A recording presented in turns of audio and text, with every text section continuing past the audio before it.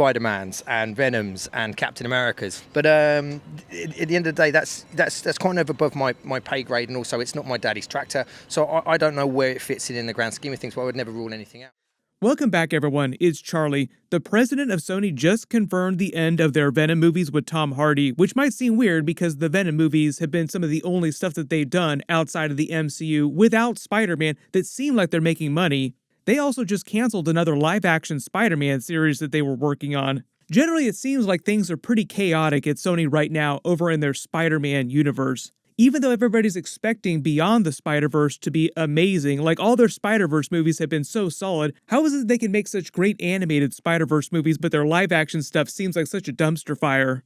But there is a plan for the Venom character going forward and the Symbiote, because obviously we have that Spider-Man No Way Home post-credit scene, so we'll break it all down. If you're brand new to the channel, be sure to subscribe to get all the videos. There's a bunch of Spider-Man related stuff happening this year, both on Sony's side of things and on the MCU side of things. We're even expecting to see some kind of Spider-Man related Easter eggs during Deadpool and Wolverine, even though Spider-Man himself probably will not appear in the movie. But you may have seen recently, Sony president Tom Rothman recently confirmed they would not be making any more Venom solo movies with Tom Hardy. Of all the live-action Marvel Spider-Man spin-off movies they've done, Venom has arguably been the most reliable for them. I would call them solid B movies, designed to be B movies, like they were successful in what they set out to make. When you look at how much money they spent to make the movies, it also makes sense too. The first Venom movie only cost about $100 million. Venom Let There Be Carnage only cost them about $110 million to make, whereas Spider-Man No Way Home cost about $200 million to make. Probably way more than that, and they only reported 200 of it. So generally everybody went into the Venom movies just expecting less. Like, no, they're spending way less, it's going to be a much smaller movie. Don't expect it to be a giant multiverse spanning film. Even though they kind of did go in that direction eventually. Theoretically, you would expect Sony going into a lot of their Spider-Man spin-off movies spending way less would make it much easier for them to actually make money on them. But the past few years for them, outside of their Spider-Verse movies, have been rough, really rough for them. Looking at you, Morbius, Madam Web, both taking one right after the other, seemingly killing Sony's hopes for their own live-action version of an interconnected MCU universe of Spider-Man movies. Seemingly without an actual Spider-Man, despite all the Easter eggs and references to a Spider-Man actually existing in that universe. If it wasn't clear, originally, all these live-action Spider-Man spin-off movies were meant to exist on the same Earth, the one in the Venom movies, so a lot of other people just called it the Venomverse. Sony's technical name for it, like on all their forums, is the Sony Pictures Universe of Marvel characters, the SPUMC. Way back in the day, Sony's plans were to make their own version of the MCU, mostly on the success of the first Avengers movie, like the early MCU era. Every studio after the early 2000s tried to make their own superhero movies more and more, especially once the first Avengers movie hit in the 2010s, was this huge boom of comic book movies.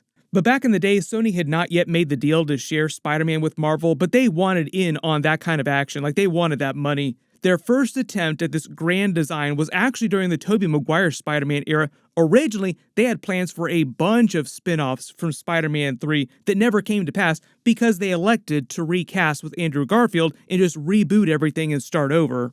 But those plans for an interconnected universe like their own version of the MCU didn't go away. You probably remember during Amazing Spider-Man 2 was littered with Easter eggs for Andrew Garfield's version of Venom, Morbius, the Sinister Six. Like this page here by itself contains the names and Easter eggs for so many other characters that they were trying to set up for spin-offs. Let alone the Sinister Six ending scene trying to set up a completely separate franchise too.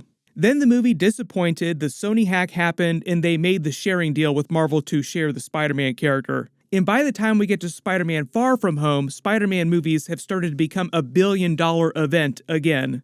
They started making so much money on Spider-Man during the MCU era, Sony naturally wanted another bite of the apple. Like, if we're making so much money on this, why don't we try some of these other 900 characters that we own as part of the Spider-Man rights? Venom was the second most popular character that they own, so they cast Tom Hardy. They tried to start their own universe outside of the MCU. Already, they had a ton of issues. They had a sharing deal with Spider-Man at Marvel in their own plans in the MCU. As a result, he couldn't be part of Venom's origin. Venom couldn't get the Spider-Man symbol on his chest. It just wouldn't make sense.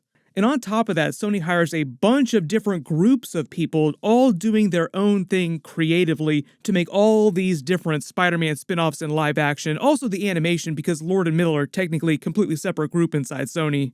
Now, I found some evidence that Kevin Feige gave them some notes on the first Venom movie early on. He said personally he's also a fan of Tom Hardy and what he's done with that Venom character. But that was the extent of Kevin Feige's involvement with the Sony live-action Marvel movies. For instance, when they did the Venom Let There Be Carnage post-credit scene teasing Spider-Man, that was the Sony people doing that on their own without Kevin Feige and the Marvel people helping them do that or giving them advice on how to do that.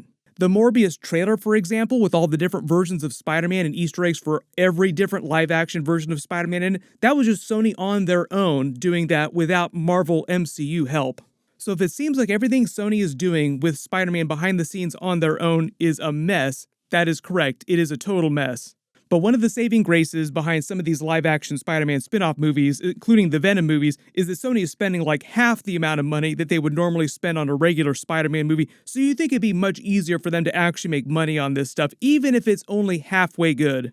It really wasn't until the disasters that were Morbius and Madam Web back-to-back that Sony finally started to pump the brakes on this massive plans it had for an MCU outside the MCU with all these one-off Spider-Man characters. There's the Kraven movie with Quicksilver, Venom 3, which is now being called The Last Dance because it's the end of the Venom movies. And before this year, they had plans for like a Black Cat movie, Silver Sable. There was a Hypno Hustler movie with Donald Glover. Everybody's like, wait a minute, Hypno Hustler, is that a real character or are you just lying? No, that's an actual real character that Sony controls because of its Spider-Man rights. It would have been Donald Glover coming back playing a completely different character, not his Prowler character, which he also just came back as in Across the Spider-Verse. Talk about a confusing mess. Miles Morales live action eventually, and I think they're probably more concerned with me being like Prowler and that or something like that. And as I said, throughout all this stuff, throughout this big mess, Sony's had completely different teams working on all these different movies. They don't actually have their own Kevin Feige figure orchestrating, pulling the strings behind all their Spider-Man plans behind the scenes. For instance, Amy Pascal, that most people see because of Spider-Man being so popular, is really only involved with the main Spider-Man movies that they make with the MCU and Tom Holland in the Spider-Verse movies, which are actually the good Sony-only movies. All the Venom movies, Morbius, Madam Web, all the other live-action stuff, Kraven, for example, all the female character movies they were making, were all Avi Arad. And if you're not a long-time Spider-Man movie fan, he's kind of an infamous figure in the fandom going way back. He's not really known for being an auteur. Typically, the quality that you assign to, say, like the Tobey Maguire era Spider-Man movies or Andrew Garfield Spider-Man was the result of other creatives working on those movies. Thankfully, after a bunch of movies tanking, it seems like Sony's finally seen the light of day and they pumped the brakes on this overarching connected universe plans outside the MCU. We've all been joking about Madam Web killing the Venom universe like it's Morbin time again. But it was just the latest movie to tank after a couple of stinkers. We're hoping Kraven is solid, but this does not bode well for their confidence if they delay that and Venom 3. Both of those movies are still coming out this year. Part of the reason, though, they haven't released a trailer for Venom 3 is because, one, they're kind of worried about it, and because they make the movie so fast, there's still so many special effects on it to finish. You probably just saw the news about them canceling the Silk live-action series they were going to do, another Spider-Man spin-off that wouldn't have had a ton of Spider-Man stuff in it.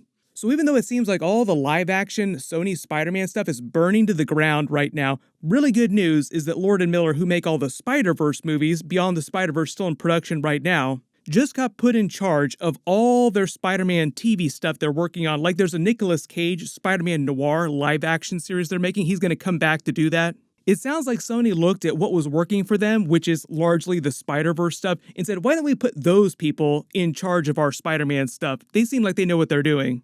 And it seems like this key move is part of Sony's new master plan to sort of refocus their live-action Spider-Man efforts that they do without the MCU on Miles Morales in live action. Like Donald Glover says, Sony has plans to do a live-action Miles Morales movie. What they're probably doing is canceling a lot of these live-action Sony Universe Marvel character crossover Venomverse movies and just refocusing things on live-action Miles Morales, and they'll just develop a new interconnected universe starting with that like live-action Spider-Verse related stuff.